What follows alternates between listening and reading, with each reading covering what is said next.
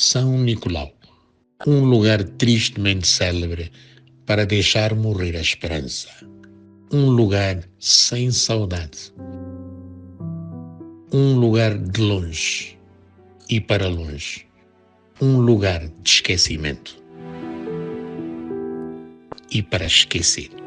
São Nicolau é universalmente o protetor das crianças, além de ser a inspiração para o Pai Natal.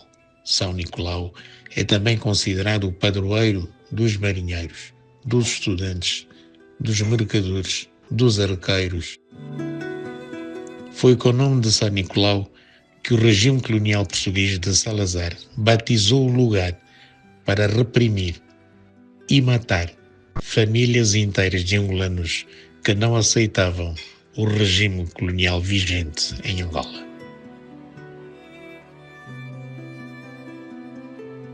Salazar usou uma figura mítica da Igreja Católica, também venerada pelas igrejas ortodoxa, anglicana e luterana, para destruir a vida de milhares de angolanos.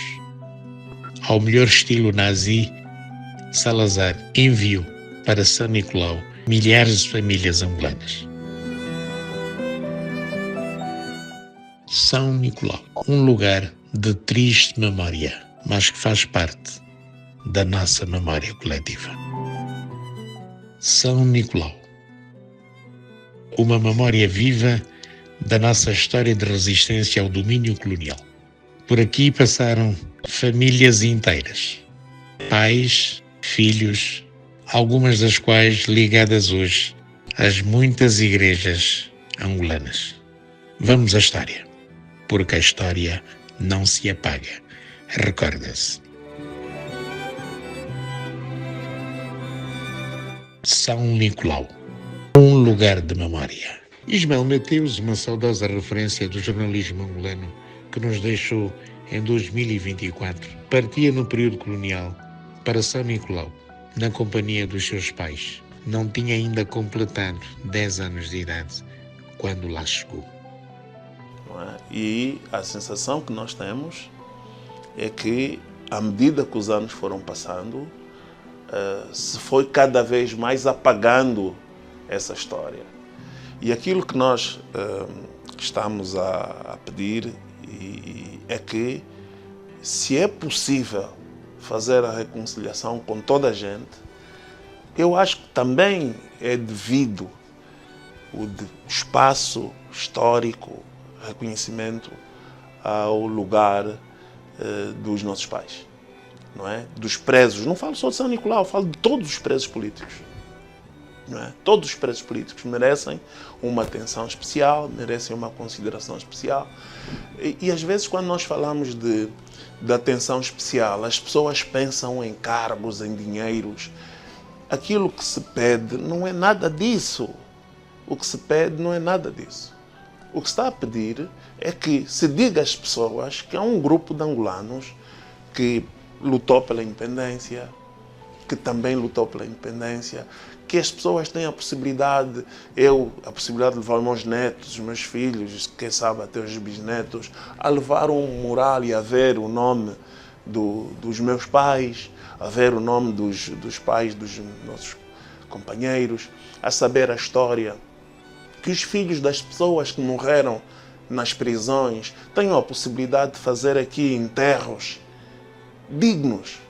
Há pessoas que continuam presas lá, mortas, presas nos cemitérios.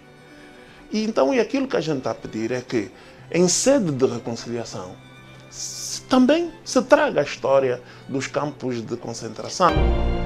Lote, antiga glória do futebol nacional, também partia para São Nicolau na companhia dos seus pais.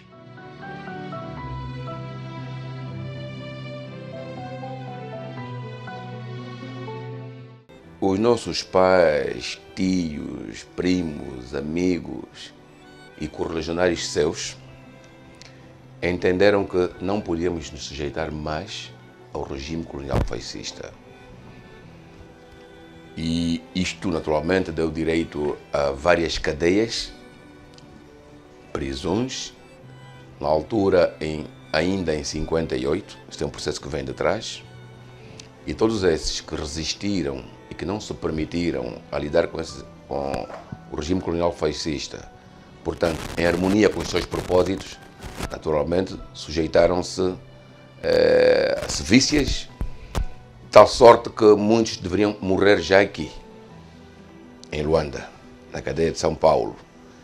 É só saber que haviam celas com dimensões ínfimas, que dariam aí 12 palmos de comprimento e aí mais 12 de largura.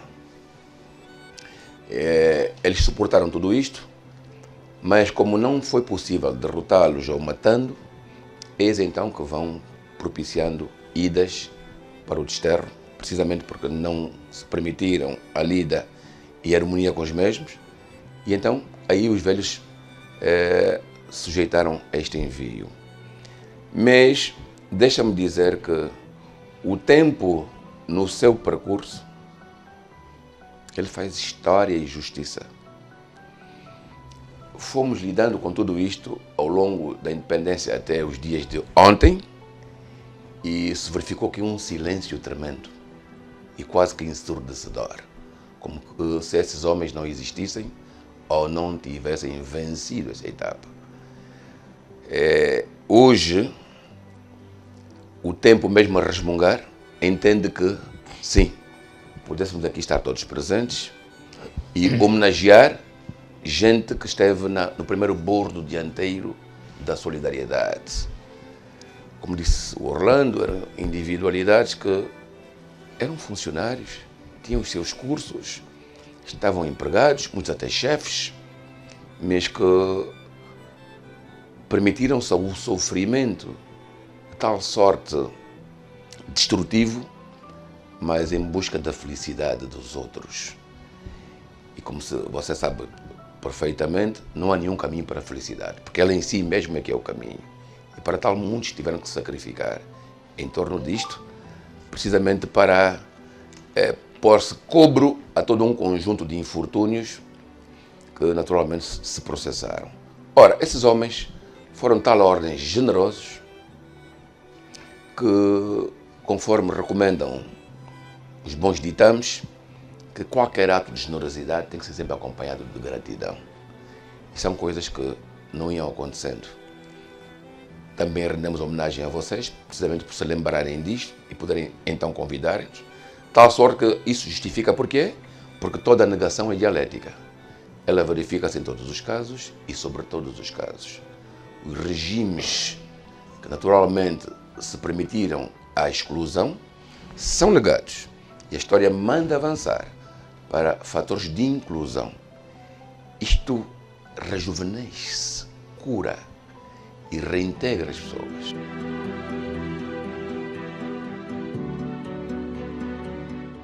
O nacionalista Constantino Manuel também passou por São Nicolau. O testemunho na primeira pessoa. Somos presos em 67 aqui assim, e em 68, aí, em abril de 68, março, abril de 68, creio que 6 ou 8 de abril de 68, rumamos para o campo de concentração, chamado Centro de Recuperação, mas aquele era um campo de concentração. E quanto ao que me pergunta, o maior e melhor trabalho político de clandestinidade que eu vi ser feito no tempo colonial, eu, como partícipe, foi no campo de concentração. Foi no campo de concentração que se ganharam muitas armas efetivamente para a Revolução. Uma coisa é você ser preso, um cara só porque é amigo de fulano e de ciclano, né? Outra coisa é no campo de concentração você conseguir fazer um trabalho político efetivo, grande, de união, massificar aqueles que não sendo presos políticos, mas postos lá, você ajudava a transformá-los. Esse trabalho foi, de facto, edificado, foi feito em São Nicolau. Se fôssemos apanhados, é verdade, era paredão. Nós em São Nicolau optamos, nós, os grupos São Nicolau, optamos, e só vou citar um nome só, ou dois, Vou citar o nome só do pastor, alguns poucos. G.C. Chula Chipenda, o nome do pastor Mussili e demais componentes, o do pastor Henrique Tango Daniel, Francisco Januário Chitando, um ferroviário de Gema, um orgulho que andou por aquela linha do Lubito ao leste a Mochico, ali a fronteira do Luau. Para citar pessoas como, e as lágrimas quase que me vêm, Luís Passos Conde Saturnino de Souza e Oliveira, de feliz memória, Rafael Tenente, também de feliz memória, Luís Passos Conde Saturnino, mártir da Revolução. Temos os mártires da Revolução também. O Velho Chipenda também é um mártir da Revolução. Morreram lá. Ele doente, com uma idade já avançada, estava ali a sofrer. Temos Daniel Caolo, Samuel Caolo, do leste. Muitas pessoas de muitos sítios, de todos os sítios de Angola.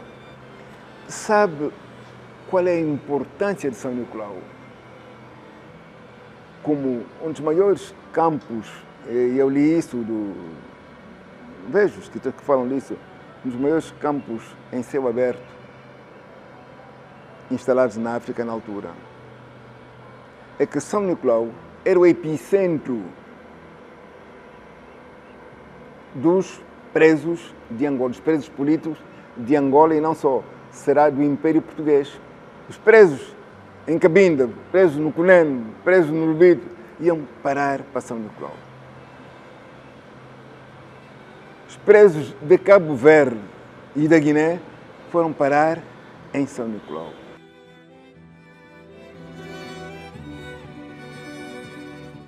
São Nicolau, viver para contar. O regime colonial português queria que os angolanos com consciência política estivessem presos. Assim viveram as meninas ou as mulheres de Bolongongo. Mas conforme a guerra foi intensificando na região dos Dembos, os portugueses subentenderam que as mulheres continuavam a alimentar a guerrilha, alimentando os seus parceiros e filhos que se encontravam na mata. Porque os assaltos às fazendas, as mortes, os ataques não paravam. Então daí decidiram tirar as famílias todas de lá para um destino incerto. Foi assim que a minha avó diz que a uma determinada hora da noite foram batendo as portas para que subissem nos autocarros para destino incerto. A minha avó conta que, e depois pude ver quando fui crescendo, que de acordo com a robustez física e com as habilidades de cada uma, eram distribuídas para determinadas tarefas. A minha avó, a minha tia-avó, como era uma pessoa com maior robustez física,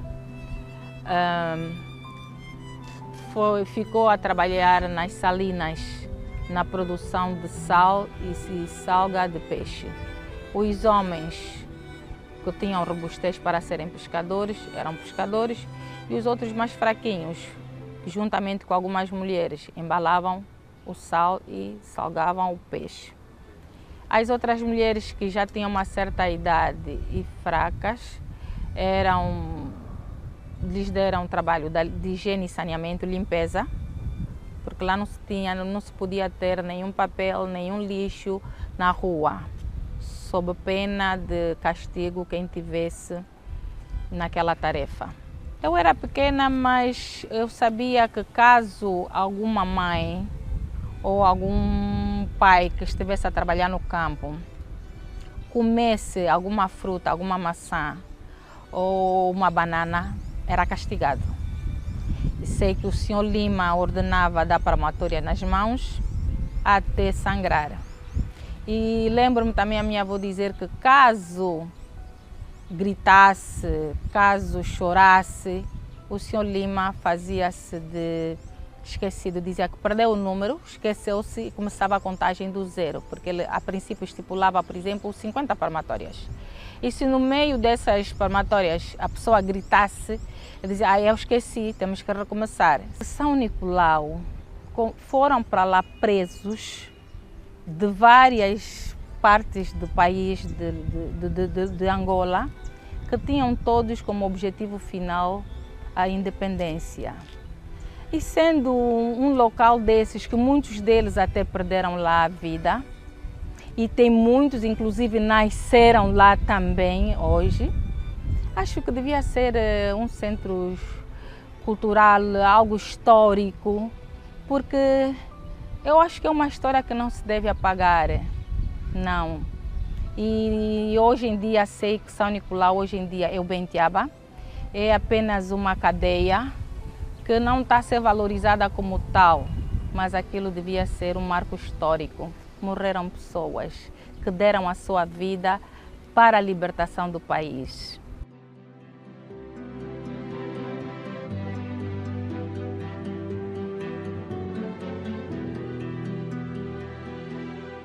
O campo de São Nicolau foi construído em pleno deserto, no litoral sul do nosso país, em Moçambique. Homens, mulheres, jovens e crianças para lá foram parar.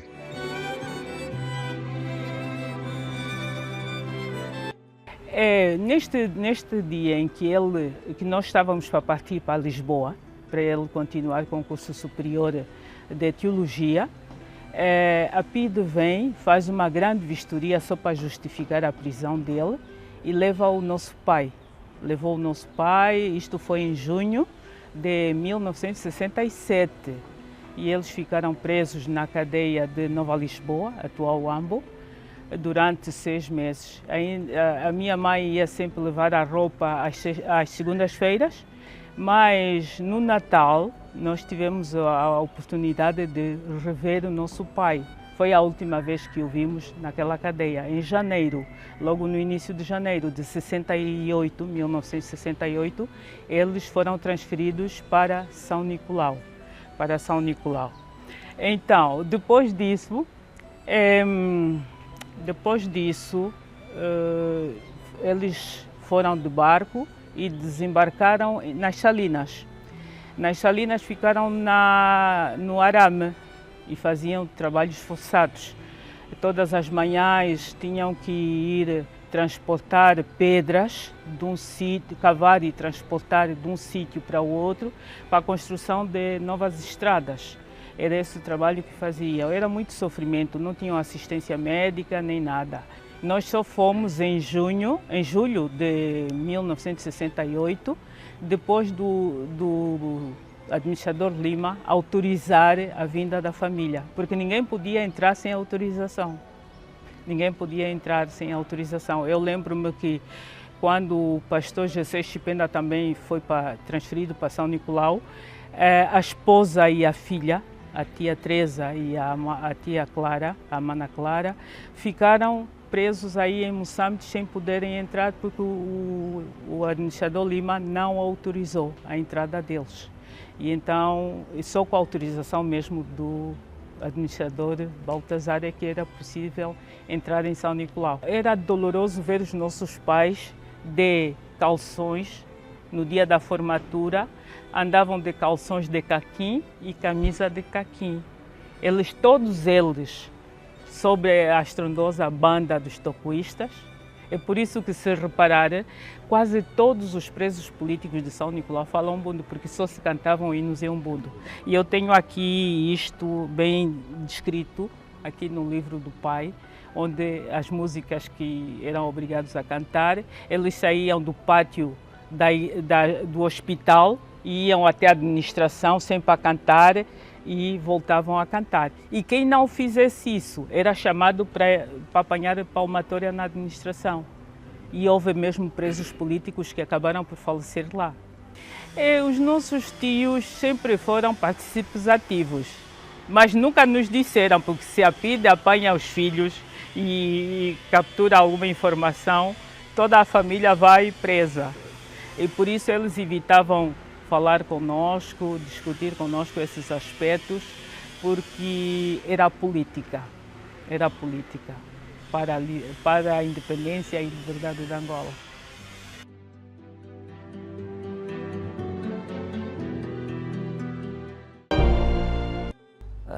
Saiba que em 1968 nós haveríamos de travar a guerra moderna em Luanda e Cachito. Isso estava determinado, só não aconteceu. A PIDB-DGS tinha, portanto, os serviços secretos muito bem implantados em Luanda e penetrado no seio de alguns grupos clandestinos. Daí o facto de o grupo dos 37, fazia parte do meu pai, terem sido, portanto, delatados, detidos, portanto, não foram julgados, foram condenados de forma arbitrária por um dos diretores da PID, para que, tendo em conta que já estavam incubados no seu seio o pensamento e o espírito de independência, daí, em 1968, o meu pai, no grupo dos 37, terem sido desterrados para a cadeia de São Nicolau. O meu pai foi condenado a 10 anos de prisão. Do grupo dos 37, portanto, 10 a PID referia como o meu pai tendo sido um dos indivíduos mais perigosos deste grupo e que deveria merecer uma condena de 10 anos. Outro episódio também que marcou-me muito é o facto de um dia à noite, portanto depois das 18 horas, nós não sabíamos, o meu pai chega à casa onde nós tínhamos e nós abrimos a porta, portanto havia o recolher a partir das 18 horas, 19 horas, nós já estávamos dentro de casa e o meu pai surge e olha para nós e começa a chorar. O meu pai começa a chorar, a deitar lágrimas e nós éramos miúdos e olhávamos para o pai e começámos também a lagrimar. E notamos que o pai tinha acabado de levar um castigo palmatório. Portanto, levou 50 palmatórias, 25 nas mãos e 25 nos pés e 8 bofetadas. Por que razão? O meu pai contava porque o meu pai dizia ao senhor Lima que a independência de Angola haveria de acontecer. E na altura, portanto, desse castigo, dizia o meu pai: senhor Lima, eu que trabalho para si, o senhor vai me fazer assim as mãos e os pés, rebentar-me as mãos e os pés, só se Angola não for independente. São Nicolau é este desenho que a Câmara pode retratar aqui. É um lugar, como disse, inóspito, mas que tem memórias muito importantes, memórias que levam, portanto, a ter o pensamento de que nós, os filhos que estivemos em São Nicolau, recordamos o sofrimento por que passaram nossos pais, mas que é preciso que esse sofrimento seja retratado, como a vossa televisão está a fazer, para que as futuras gerações conheçam de facto, ou saibam de facto, onde nós viemos, onde nós estamos e onde nós iremos. A história não se apaga, recorda-se.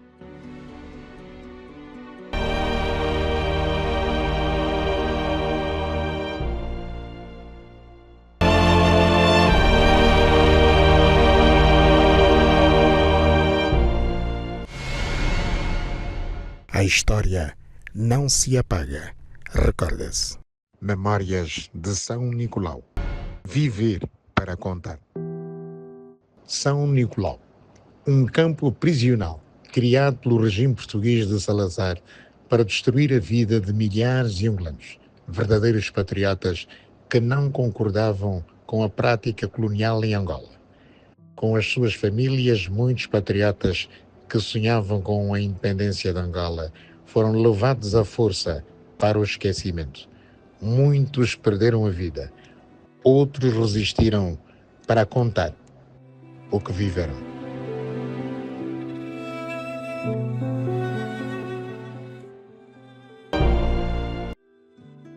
Fomos parar em São Nicolau. Depois de 2 anos, eu tive até o meu primeiro filho, Simão Álvaro Ngenga Kumbasi. Depois de 2 anos, saímos de lá, fomos de novo transferidos pelo São Nicolau. Depois de 2 anos, 67 ou 8, quer dizer, porque ele nasceu em 68, lá eu estava já de bebê e nasceu mesmo lá em São Nicolau, ela. A primeira filha que nasceu lá é ela, em 68.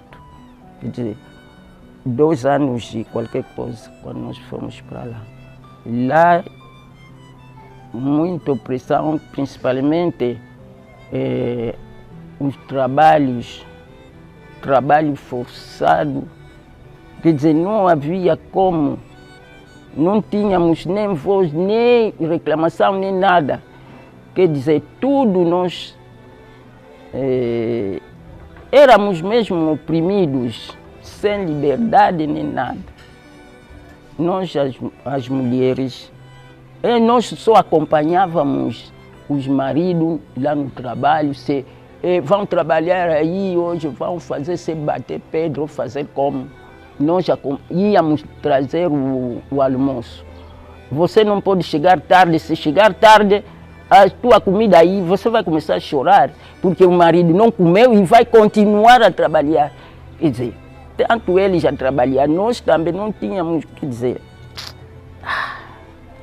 foi difícil mesmo, é verdade.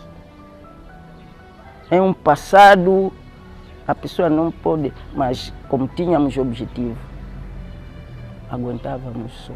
Para a nossa Angola ser independente, para as pessoas viver livremente, esperávamos a independência mesmo do nosso país. É aquilo que fez com que nós possamos ter resistência, aguentar tudo. Nós aguentamos tudo, sempre com a esperança que um dia tudo terá fim. É o que aconteceu, porque a nossa história não vai ser apagada. Nós que contribuímos para esse país.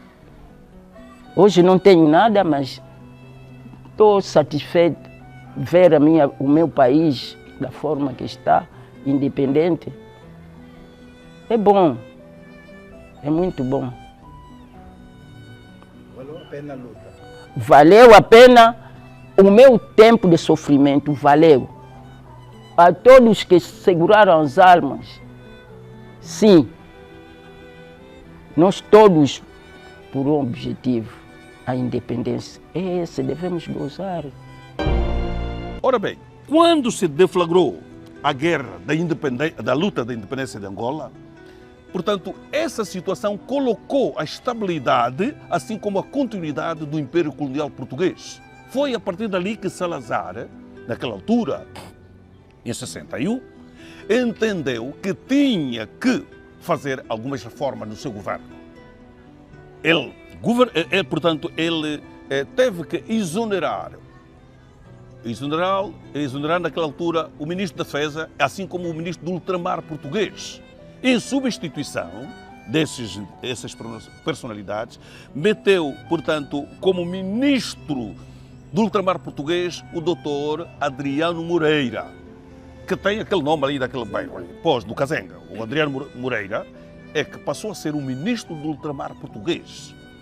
E, no entanto, ele depois nomeou também o Governador-Geral de Angola, que era o Venâncio Deslandes, que era governador de Angola. Porque a estrutura colonial aqui em Angola tinha, portanto, era composta também de elites brancas, composta por associações. O caso da Angola, o caso, portanto, da Associação Africana do Sul de Angola, o Venâncio Guimarães e Sobrinho, enfim, e outras associações. Essas é que faziam parte. E então, foi a partir dali que ele baixou orientações, o Salazar baixa orientações numa portaria. Eu devo ter essa portaria em qualquer parte ali, que ele diz, tem que, porque havia depois, quer dizer, um confinamento de vários pequenos campos de concentração, não é? Entre os quais faziam parte o Quienda, o Banzaputo, Madimba, Zueva, Calambote, Baía dos Tigres, portanto o Missombo, a colônia penal do Bié e a Damba. Portanto, esses eram pequenos campos de concentração. Mas o maior campo de concentração existente na África portuguesa lusófona era São Nicolau. E é pena que hoje em dia as pessoas, quer dizer, esqueceram-se de que São Nicolau existiu. Isto é uma grande injustiça. É uma grande injustiça porque só se fala, com todo o respeito que a gente tem, só se fala de Tarrafal. Mas eu tive com o Lima,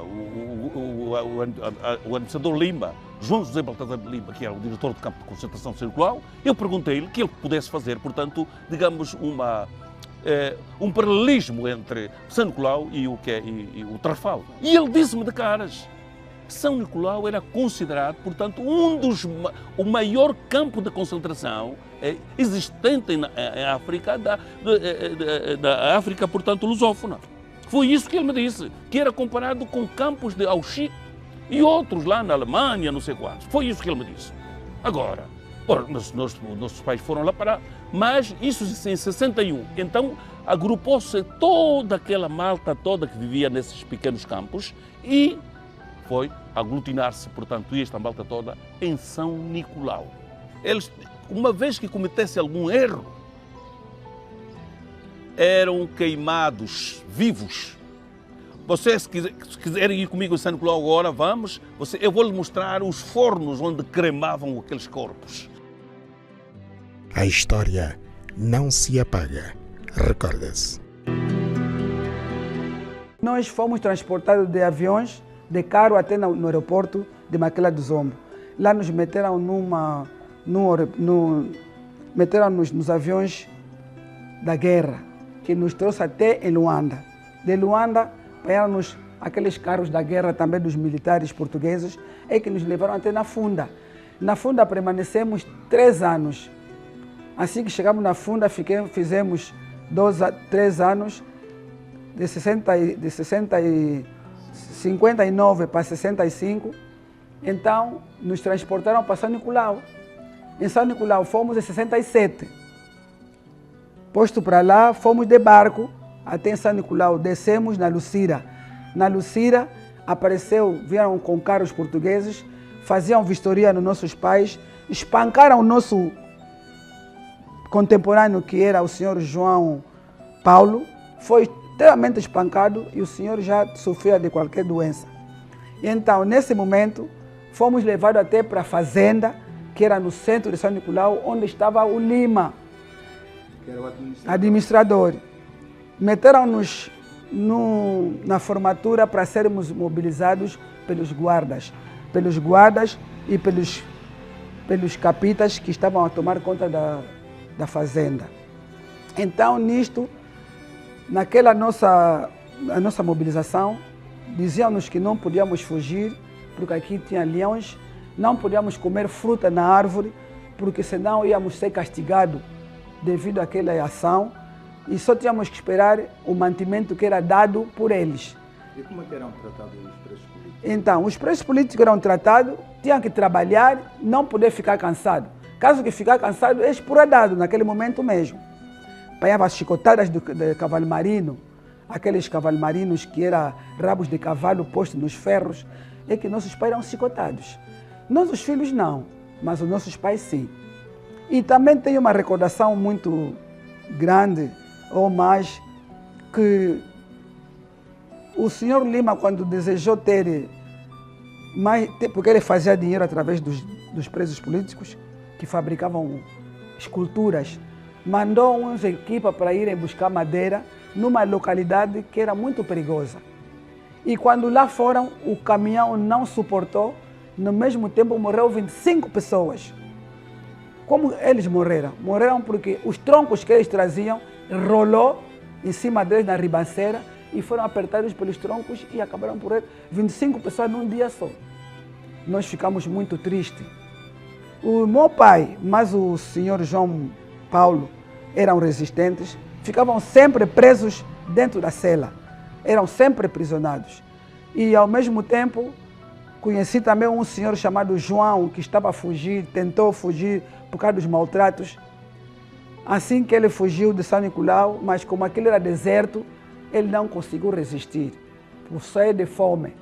Eles foram atrás deles, que os capitas conseguiram lhe apanhar e ao mesmo tempo foi morto, torturado e morto.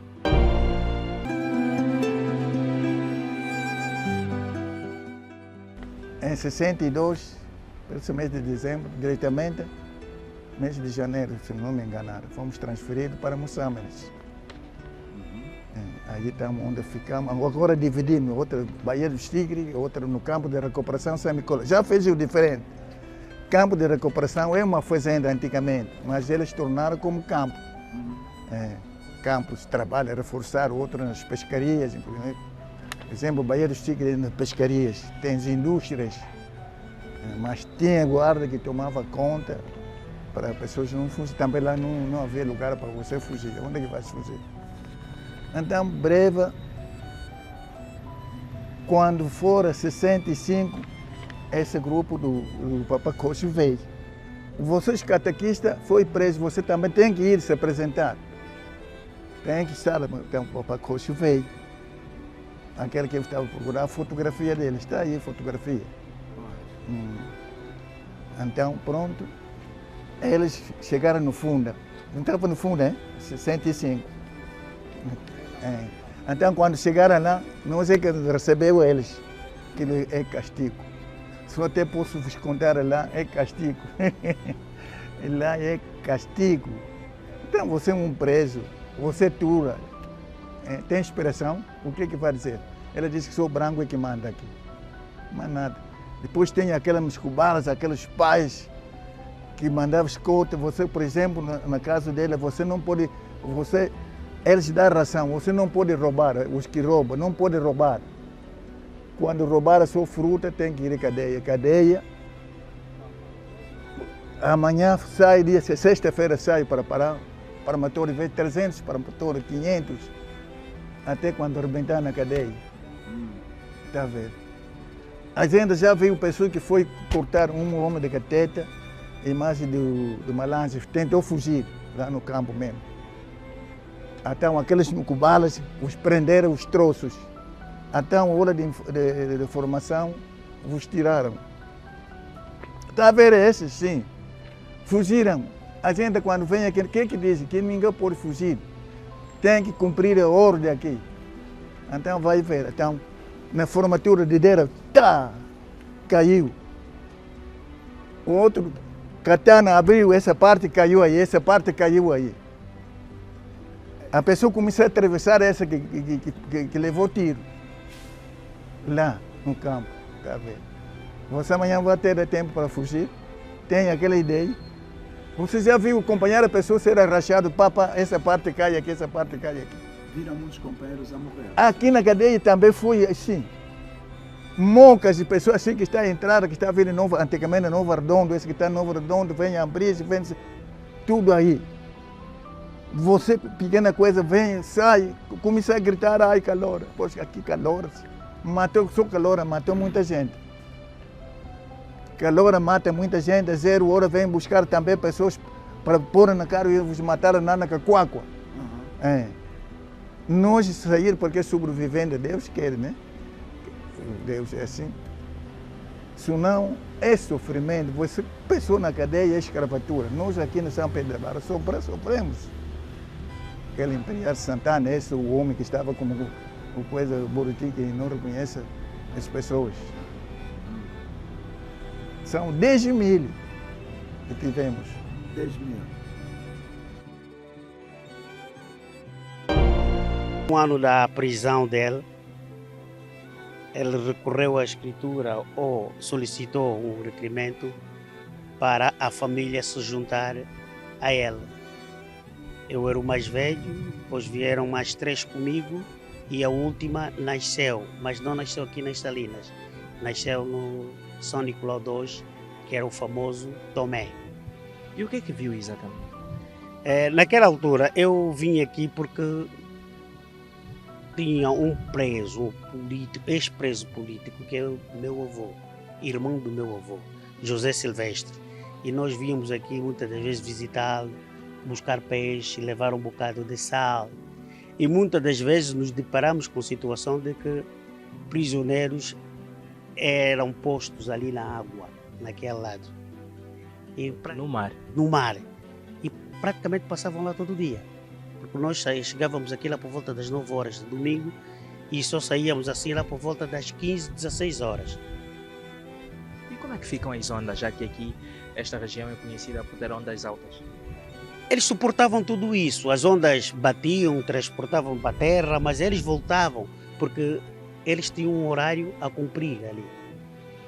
O horário do castigo a cumprir. Enquanto não terminasse aquele horário, eles tinham que permanecer ali na água. Quais eram os motivos que levavam eles a serem colocados lá? Olha, o motivo eu não sei, mas provavelmente era só mesmo castigo. Eles castigavam por tudo, por nada. Aqui era uma prisão praticamente, mas também era um centro de produção, mas cuja produção de sal era feita através de castigo. Em quais condições os prisioneiros produziam sal aqui? Olha, aqui não chamam aquilo de produção, chamava mais aquilo de um teste de esforço. Um teste de esforço por quê? Porque mesmo ele produzindo, mesmo ele recolhendo, punham dentro das gamelas e eram transportados para a outra montanha que está lá acima. Mas era com chicote. Não podiam ficar cansados, não podiam repousar enquanto o cipaio não mandar, e eles usavam assim uns chicotes tipo cavalo, como é que chama aquele rabo de cavalo, rabo de boi, e eles eram chicoteados enquanto se tivessem a descansar, eram chicoteados.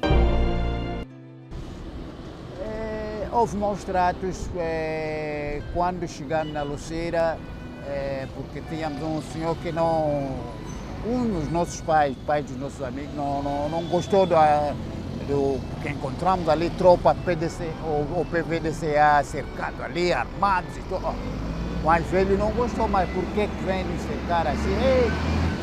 Foi pego uma surra que deram ao mais velho. E quando chegamos a São Nicolau, diretamente foi na cadeia, ali era a Gileira que chamavam aquela cadeia, Gileira, foi na cadeia. Sou João Paulo, que tinha sido vítima. A partir dali, os que encontramos lá, os toquistas, porque havia lá toquistas também nortenhos, mas de Benguela, e outros de Quibás, nos aconselharam aqui, obediência é a base. Os anos que tivemos lá, de 67 até 74, ninguém conseguiu fugir, porque fugiu era sempre apanhado. E quando fosse apanhado, era batido em asta pública, assim, era batido, que é para vocês verem. Por exemplo, um dos jovens que era chamado João Elefante, um moço de Cabinda, que conseguiu fugir. Este moço, como foi militar, chegou até Sá da Bandeira na altura, do Banco, onde foi recapturado e trouxeram em São Nicolau. Aquele moço foi enterrado vivo. Quando chegaram mais um grupo das mamães de Kwanza Norte, Bolongongo, Terreiro, eram mamães só. Essas mamães só vieram mamães só, os homens tinham sido todos separados. Isso trouxe-nos uma tristeza, só o grupo de mamães trabalhando. Quer dizer, vieram os filhos, os rapazes que salvaram, esses que tinham 10 anos, tinham que ser raspado o cabelo e lhe meterem um vestido para passar como se fosse uma menina. Se não se soubesse que era rapaz, era eliminado. São esses rapazes que chegaram lá em São Nicolau, que partilharam conosco, cresceram conosco, e aquilo era triste. Eram trabalhavam sem descanso e a comida deles era na caldeira. Comida, tambor cortado assim a meio, tambor de 200 litros. O feijão deles era só saco, rasgar o saco, despejar no coisa, meter óleo de palma, ferver, panela de fogo. Quer dizer, na bicha eles vinham, cortavam, cortei o prato, cortavam, metiam arroz, metiam. Aquilo era feijão, quer dizer, você a meter no prato aqui, quer dizer, mal cozido mesmo. Quer dizer, os mais velhos passaram mal, nós só olhavam daquele, era triste, triste. Precisamente no dia 5 de dezembro de 1968, numa bela quinta-feira, à tardinha, às 18 horas, vinha um aluno do meu pai, bateu a porta, a minha mãe reconheceu, este é o Zé Janeiro. E abriu a porta, o que vieste fazer, Zé Janeiro? Zé Janeiro disse, não, eu vim cá informar que o professor caiu preso. A PIDE foi à busca dele hoje e neste momento está mesmo na PIDE. A minha mãe, a partir daí, pôs os choros. Como o pai do meu pai morava aí próximo, desceu, foi avisar também. O pai do meu pai vieram novamente para casa. E o pai do meu pai sentou-se numa cadeira e disse, se o Manuel está na PIDE, ele não vai me encontrar mais. Vai me encontrar, já sou falecido. Na primeira visita, creio que foi em janeiro de 1969, a minha mãe contactou o meu pai e depois recebeu a roupa toda suja, cheia de sangue. Veio para casa, mas também ao sair de lá havia muita gente, muitas senhoras na PIDE. Eles soltaram os cães e um dos cães foi por cima da falecida minha mãe. E a minha mãe chegou em casa toda ferida, coisa assim de gênero, porque dizia ela que o cão mordeu. E em julho de 69, eu, Maria Clementina, Manuel José Carlos, Emanuela da Silva Carlos, Pedro da Silva Carlos, e eu, Euclides. Os irmãos. E eu, Euclides, com a minha mãe, embarcamos no porto de Luanda, o navio que nos transportou até Namíbia. De facto, os nossos pais sofreram muito, foram torturados. Às vezes, eram os nossos pais que plantavam a banana, mas se comessem uma banana e o guarda, que também era preso, denunciasse, tinhas que apanhar no mínimo 20 promotórios. Porque essa independência foi arrancada, não foi dada, foi arrancada. Morreu muita gente. E nossos pais hoje não são valorizados devido aos acontecimentos do 27 de maio. Todos os outros presos são valorizados. Os presos políticos, os antigos combatentes não são valorizados. Tornaram-se pessoas desfavorecidas. E eu falo assim mesmo, abertamente, eles sabem disso. Vais visitar um preso político, por exemplo, de São Nicolau, que anda adoentado, nem sequer o senhor ministro dos antigos combatentes, nem sequer conhece as dificuldades dessa gente que sofreu por essa Angola. Estou a falar-te antes de proclamarmos a independência da Angola.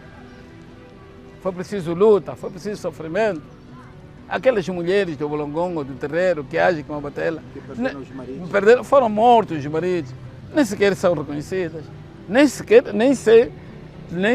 sei se gozam dessa pensão de 57 mil.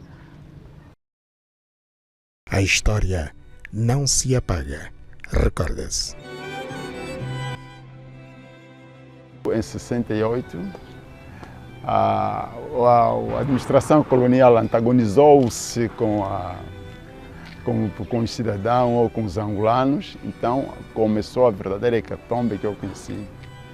Numa sentada na minha aldeia, matou-se mais de 70 pessoas, só aí comecei. Isto eu assisti, mais de 70 pessoas, e os demais fugiram para as matas. E nós que tínhamos perdido os pais nessa hecatombe, devido à idade não tínhamos condições de seguir para as matas, ficamos. E a administração colonial prendeu as nossas mães, consequentemente nós, na Vila do Quiás, ou na vila da própria administração. Em fevereiro de 70, fomos para São Nicolau. E quero abrir aqui um parênteses. São Nicolau, nós fomos o povo do Quiás, nós fomos o que estreamos o bairro cemitério. Mas como a nossa população, ou aquela população da qual eu faço parte, era mais composta por mulheres e crianças, os jovens, que alguns ainda vivem, no caso de Mário Quisseque, David Panzo, Antônio Quirimba, eram jovens, então esses aí foram constituídos presos e imediatamente foram constituídos, não só presos, eles constituíram um processo e foram parar para o cerco, o lugar mais pesado de São Nicolau, onde os trabalhos são muito fortes. As cenas que eu vi é de arrepiar, porque a pessoa que levou surra no Lima, era raras vezes com chicote, era mais com era palmatória. Se as mãos não inflamassem ou esses riscos não abrissem ferida, aquele considerava-se não ter passado a administração. Mas poderão há quem que vai querer duvidar. Aquele lugar ali passou gente, boa gente, uns perderam a vida, aquele lugar bebeu sangue de muitos filhos angolanos. Então, na minha modesta opinião, aquele lugar tinha que ser um patrimônio nacional. Só apareceram em minha casa. Está preso, não é nada. E daí, para a cadeia, só na cadeia que vai saber o que é que, porque é que eles tiveram mesmo que te prender. Jovens como éramos irrequietos e mostrávamos mesmo que não estávamos satisfeitos. Ao chegar ao Lubito, o navio, não sei se descarregou alguma coisa, a maior parte dos jovens iam às janelas para mostrar papéis, a dizer que, olha, estamos presos. Para mostrar, para ver se alguém lá fora já percebesse que neste navio há pessoas presas. E rumamos novamente até Moçambique. E no Moçambique há lá uma fortaleza, enfiaram-nos na fortaleza e da fortaleza vieram autocarros e levaram até São Nicolau.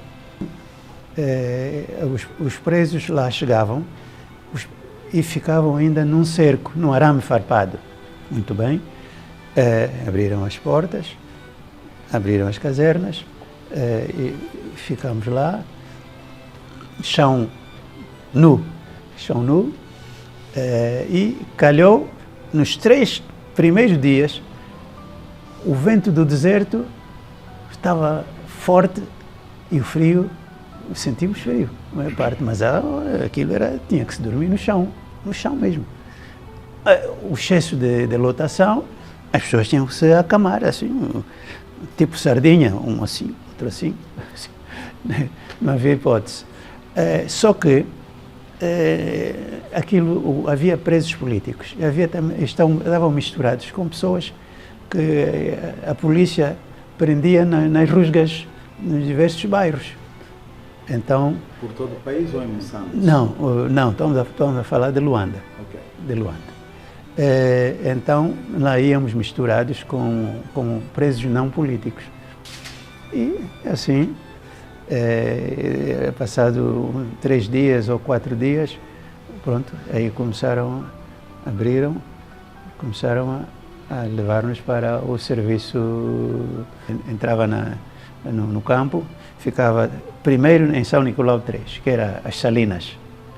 Era a recruta. As Salinas era Bom, para quem imagina lá, você sai da faculdade, vai para uma salina, começa a olhar para a salina e obrigam-te a fazer serviços que nunca tinha feito, né? Nunca tinha visto uma salina, mas ficamos, porque ali o problema principal ali era um deserto, a água era um problema, era assim uma coisinha por dia. E ele conta ali que eles eram obrigados, nos primeiros tempos, a rachar a rocha com pá e com picareta e instrumentos apropriados para partir pedras, para encontrarem água. Diz que a 6 metros, eu até fico um bocado para ficar arrepiado. Encontrar água a 6 metros, partir pedra para encontrar água a 6 metros é um tormento. Mas não, se bem que sei que vão colocar um monumento lá, em São Nicolau, um monumento, diria, é um monumento para também ficar inscrito nesse monumento. Há muitos camaradas que também inscreveram-se e eu acho que é por aí que se vai mobilizando os antigos presos, porque em termos de benefícios, muito pouco. Fala-se muito, mas não se está a fazer muita coisa. São Nicolau, viver para contar. A história não se apaga, recorda-se.